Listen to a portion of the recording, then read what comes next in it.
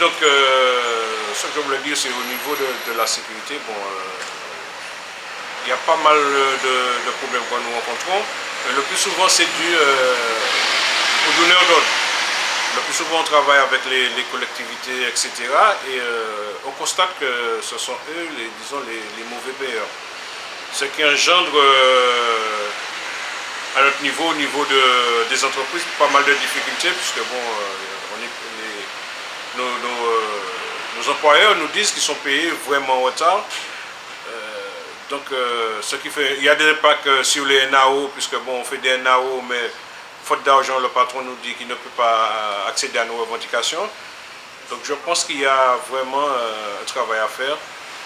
Et au niveau de la CGTM Sécurité, parce que 2014, essayer de se mobiliser, de regrouper tous les agents de sécurité, puisque bon, quelle que soit l'entreprise auquel adhère l'agent de sécurité, on est confrontés tous au même problème, à savoir les salaires qui ne sont pas payés à temps, ou bien les salaires qui ne sont pas donnés à la valeur où ils devaient être donnés, et voir les donneurs d'ordre également qui puissent respecter déjà la réglementation en vigueur. Et concernant les conditions de travail, parce que ça c'est des problèmes de salaire, concernant les conditions de travail, puisque vous avez un métier un peu particulier quand même. Alors ça, c'est encore un gros problème.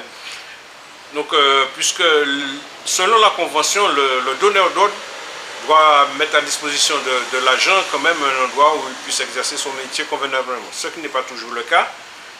Donc c'est vrai qu'au niveau du métier même de la sécurité, il y a un gros travail à faire, que tout à chacun, que ce soit employeur, donneur d'ordre, que chacun puisse faire part des choses.